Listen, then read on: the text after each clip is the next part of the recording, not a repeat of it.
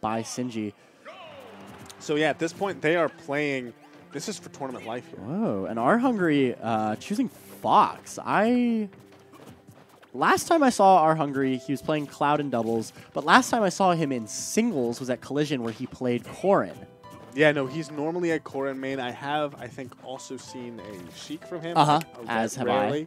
But it seems like instead we're going to be seeing the Fox. It could have to do with the matchup. Yeah, I know Corrin isn't exactly love Diddy, I don't think. Especially based on how you play Corrin. If you're somebody who, like, you want to rely on Corrin's safety and her side B, Diddy is a nightmare. Because how are you safe on shield when he's holding up a banana? Absolutely. So I can definitely understand why you would just maybe opt for a character that can a little bit more brutal in his approach. Yeah, no, for sure. Fox can shut down Diddy in certain ways that Corrin and even Sheik can't. However, if you're side being into Uno's forward smash, you're going to get shut down yourself. Uno, of course, a very competent player from Tri-State. He's definitely faced some good Foxes in his day. Another side B right on the stage by Arhungry. And Uno punishing it once again with another smash attack.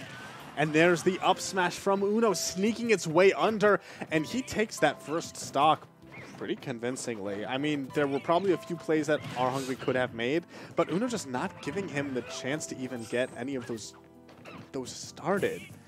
Yeah, no, just in general, I think Uno playing really safe right now, only throwing out those big options when he knows that Arhungry is in a position where he can't punish you for him. A lot of times, they were only committal to the point where Arhungry was either getting hit or he was avoiding it. And that's a big thing. Uno going for something fancy there on the left side of the stage, not going to get it. And now, All right, good back throw. Now, this is the situation where it's just rinse, recycle, repeat. The whole thing is just going over and over again, and another up smash is whirlwinding Arhungry out of here as he has to think seriously about how he's going to approach game 2. Yeah, I feel like given Arhungry's deep pockets of characters, especially given we didn't really expect the Fox from him, I don't think he's going to stay Fox for game 2. I highly doubt it. I don't necessarily, and I know that now that he has counter pick, I feel like there are certain stages that really help out with character. Like, that's true as well. Corrin against Diddy Kong, maybe on a stage like Battlefield or Smashville. I'm not exactly sure what the best stage in that matchup would be. We might get the chance to see it right now. He's obviously not sticking with Fox. He is transferring over to the Corrin, female Corrin, because he's not a savage, okay? Yes. And it's going to be Town and City, it seems? Town and City makes sense. Of course, Diddy's main kill option is that down tilt to up smash, though Uno does like his forward smashes as well, as we saw in doubles. However, if you want to talk about vertical kills, Corrin can kill off the top with her throws, she can kill off it with her up air, and she can even kill off it with her pin if you get the right kind of kick. Yeah. And so, sorry, I think this stage is going to be really useful for Arhungry in this matchup. And another thing about it is that I feel like Corrin is one of those characters that is possibly one of the best characters in the game at last hit situations. Like, when you think about it, there's the fact that she has this safe move that if you don't shield it, you die. And she has a kill throw. Like, between the fact that she has those two options, those burst options at her disposal, mean that when you're at kill percent, you have to basically guess right so much of the time in order to just not die. And the fact that you're on Town and City means that you're going to be entering those last hit situations much quicker. Yeah, absolutely. Then I think a big thing is Arhungry, as you can see, doing a much better job with Corrin. I think he might have think that if he catches on to Uno's patterns, he can punish them harder with Corrin than he could Fox. Clearly more competent with Corrin in terms of his follow-ups. And I think he figures, if I'm going to get in advantage, I want to get as much damage out of it as possible. As you see, all of his conversions looking really slick right now. Yeah, but one of the things is that Corrin probably has a worse disadvantage than Diddy Kong. Sorry, against Diddy Kong than Fox. Yeah, that's true. And so it's a different kind of disadvantage. So if Uno adjusts to that, if he's able to be like, okay, I have to remember when I have you up in the air, this is what you hate. When I have you on the ledge, this is what you hate. That was beautiful. That was super sick. I thought he was gone. I did too. Now, this is really tough for Uno. I want to see what he can get going here. He's kind of at that mid% range where, at least Arhungry is in that mid% range, where nothing's going to kill just yet, so Uno still needs to rack on %.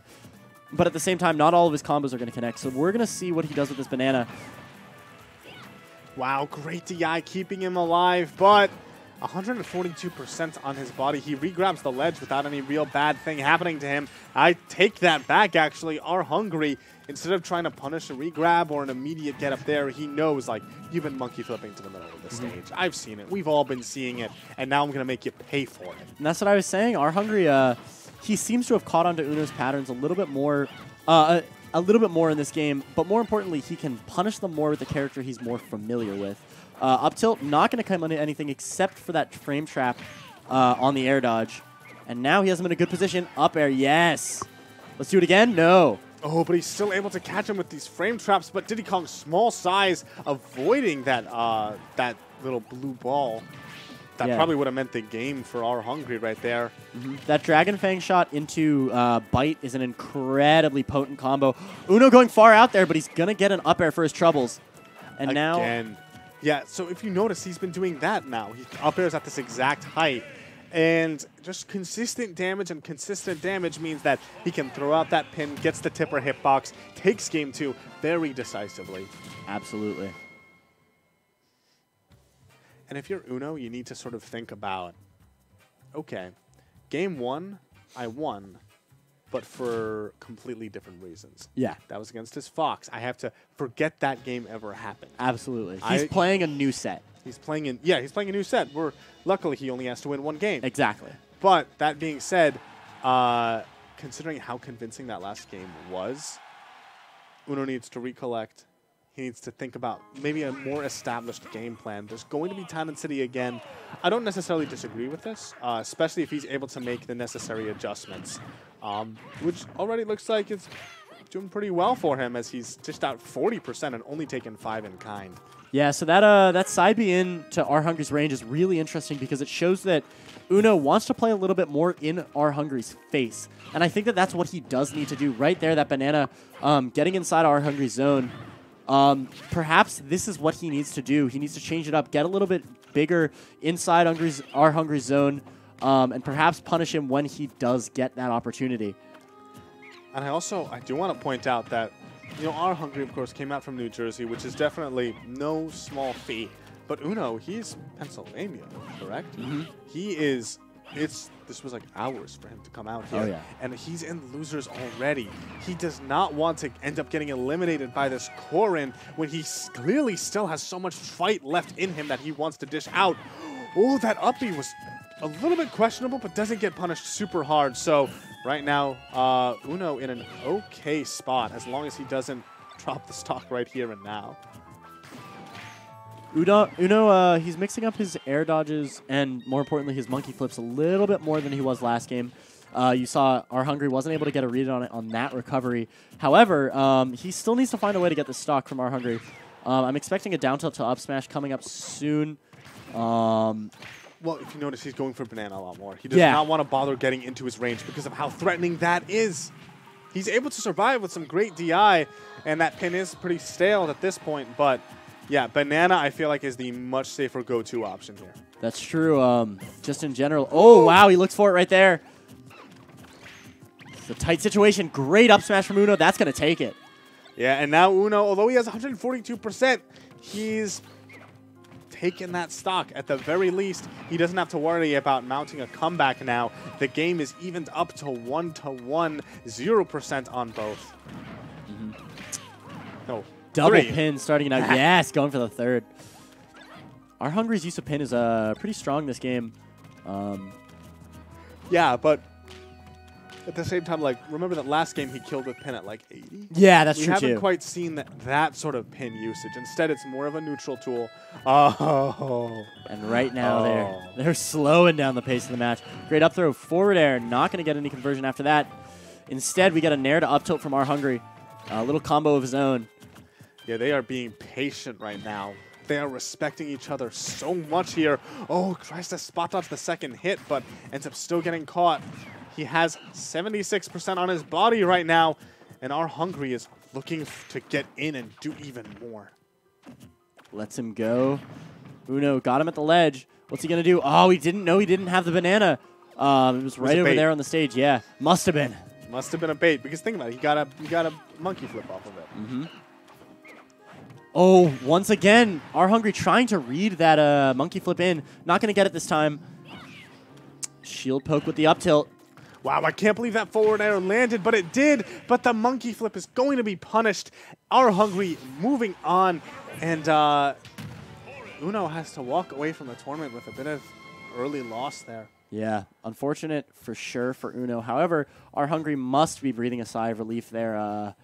Definitely that Fox did not pay off for him in the first game, but he was able to take it back with the Corrin. Yeah.